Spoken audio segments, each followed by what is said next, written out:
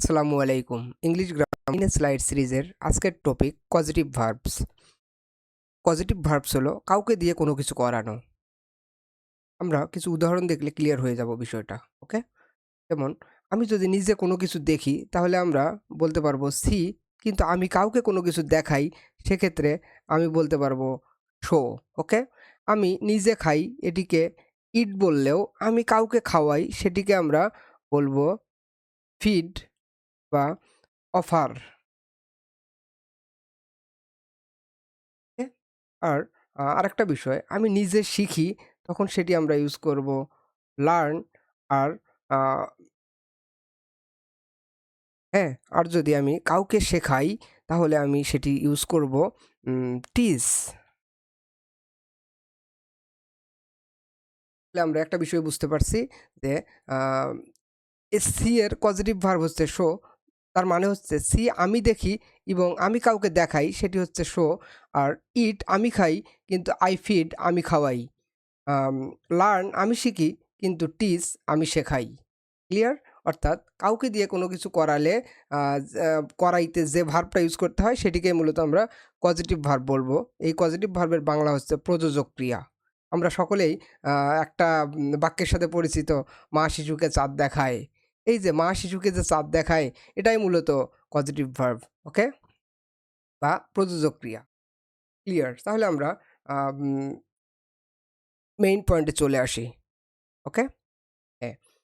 আমরা দেখি একটা বাক্য আমরা আলোচনা করব। এখানে I had the mechanic repair my car. এখানে এই রিপেয়ারটাকে পজিটিভ ভার্ব বানানোর জন্য আমরা হ্যাভ বা হ্যাড ইউজ করব। ক্লিয়ার? হ্যাঁ, আমরা বাক্যটা দেখি। I had the mechanic repair my car. দেখেন আই হ্যাড, আই হ্যাড এর পরে এখানে একটা আ ব্যক্তিবাচক বা অ্যাকশন ডুয়ার আছে। এখন অ্যাকশন ডুয়ার কি? যে মূলত কাজ করে সে হচ্ছে অ্যাকশন ডুয়ার। ক্লিয়ার? এখন এই বাক্যটাকে আমরা ভিন্নভাবেও লিখতে পারি। আমি একটু বলি যে, I had my car repaired. Repaired আমি বলতে পারি বাই দ্য মেকানিক।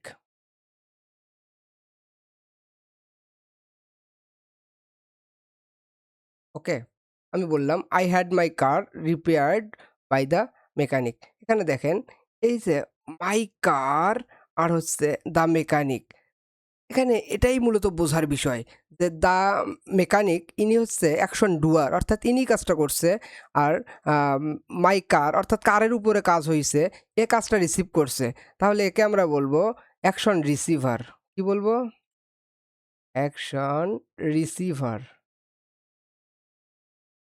ওকে? আর ইজ দ্য মেকানিক এ যেহেতু কাজটা করছে একে আমরা বলবো অ্যাকশন ডুয়ার। অ্যাকশন ডুয়ার। এটা মনে থাকবে? এটা মনে থাকলেই আমাদের মূলত এই সূত্রটা বা এই পজিটিভ ভার্বের বিষয়টা ইজি হয়ে যাবে। ওকে? তাহলে আমরা দেখি আ এখানে আমরা সূত্র ইউজ করছি হ্যাভ বা হ্যাড। যদি আমরা ইউজ করি পজিটিভ ভার্ব হিসেবে তাহলে কি হয়? I had my I had the mechanic repair my car. দেখেন আম আই এর পর যদি হ্যাভ হ্যাড থাকে এবং আ হ্যাভ হ্যাড থাকে এবং তারপরে যদি কোনো আ অ্যাকশন ডুয়ার চলে আসে, তো পরবর্তীতে যে ভার্বটা ইউজড হয় এটি মূলত V1 হিসেবে ইউজ হয়। ওকে? এবং দেখেন আ I এর পর আই হ্যাড মাই কার, অর্থাৎ এখানে অ্যাকশন রিসিভার চলে আসছে। যখনই অ্যাকশন রিসিভার চলে আসবে তখনই মূলত এটা কি হয়ে যাবে? রিপেয়ার্ড হয়ে গেল, অর্থাৎ V3 ইউজড হলো। তাহলে আমরা বুঝবো যে উম অ্যাকশন ডুয়ারের পর মূলত প্রেজেন্ট ফর্ম ইউজ হয়, অর্থাৎ V1 ইউজ হয় এবং অ্যাকশন রিসিভারের ক্ষেত্রে আমরা বলতে পারবো যে এখানে V3 ইউজড হয়। ক্লিয়ার? সেম কাজটাই আমরা গেটের সাথে ইউজ করব। গেট মূলত কেমন? দেখেন আম আচ্ছা, আরেকটা বিষয় বলে নেই। সেটি হচ্ছে হ্যাভ মূলত কোনো কিছু অ্যারেঞ্জ করে আপনি কাউকে দিয়ে কোনো কিছু করাইছেন, সেই ক্ষেত্রে আপনি হ্যাভ বলতে পারবেন। যেমন দেখেন, আপনি কিন্তু গাড়িটা নিয়ে গিয়ে আম একটা গাড়িটা ঠিক করার একটা অ্যারেঞ্জমেন্ট করে দিছেন। তারপরেই কিন্তু মেকানিক এই গাড়িটা ঠিক করছে। তাই না? এই ক্ষেত্রে আপনি অ্যারেঞ্জ ইউজ করতে পারবেন। কিন্তু দেখেন আমি যদি বলি যে she got her brother to clean the room. আচ্ছা, এই রুম কিন্তু আসলে সহজে কেউ পরিষ্কার করতে চায় না। তাকে পটিয়ে চকলেট দিব বলে বিভিন্নভাবে তাকে পটিয়ে বা রাজি করিয়ে এই রুমটা পরিষ্কার করে নিতে হয়। সেই ক্ষেত্রে আমরা ইউজ করব গেট বা গট। দেখেন, শি গট হার ব্রাদার অর্থাৎ এখানে হার ব্রাদারটা কি দেখেন, action doer. She got her brother অর্থাৎ তার ভাইকে দিয়ে রুমটা পরিষ্কার করিয়ে নিল। সে অবশ্যই তাকে পটিয়ে রাজি করিয়ে করে নিছে। এই পটিয়ে বা রাজি করিয়ে যদি কোনো কিছুকে করিয়ে নিতে হয়, কোনো কিছু কাউকে দিয়ে করিয়ে নিতে হয়, তখন সেটাকে আমরা বলবো বা সেই ক্ষেত্রে ইউজ করব গেট বা গট। ক্লিয়ার? আচ্ছা দেখেন, এই গেটের ক্ষেত্রে আপনার একটা বিষয় মনে রাখবেন যে গেটের পরে আপনাকে 2+V1 ইউজ করতে হবে। অ্যাকশন ডুয়ারের পরে যদি আম কোনো ভার্ব আসে তো মূলত কি করতে হবে? গেট প্লাস অ্যাকশন ডুয়ার প্লাস হচ্ছে 2+V1 এটা মাথায় রাখতে হবে। 2+V1 আর অ্যাকশন রিসিভার যদি থাকে তাহলে মূলত ও V3 ইউজড হয়। তাহলে আমরা এই সূত্রটাও মোটামুটি আয়ত্ত করে ফেললাম। এরপরে আমরা দেখি মেক থাকলে মূলত কেমন হয়। যেমন মেক আসলে এমন ক্ষেত্রেই ইউজ করা হয় যে ফোর্স করে কোনো কিছু কাউকে দিয়ে আপনি করাইছেন, সেই ক্ষেত্রে আপনি মেক ইউজ করবেন। যেমন দেখেন, the teacher made the students right assignment. দেখেন যে টিচার কিন্তু আসলে স্টুডেন্টদেরকে এক প্রকার চাপই দেয়। তাছাড়া কেউ আসলে অ্যাসাইনমেন্ট করতে চায় না। এই ক্ষেত্রে অবশ্যই আপনি মেড ইউজ করবেন। তবে মেডের ক্ষেত্রে আপনি যদি এখানে ইউজ করেন the teacher made the students, to write যদি আপনি ইউজ করেন তারপরে এই বাক্যটা রাইট হবে। To write the assignment.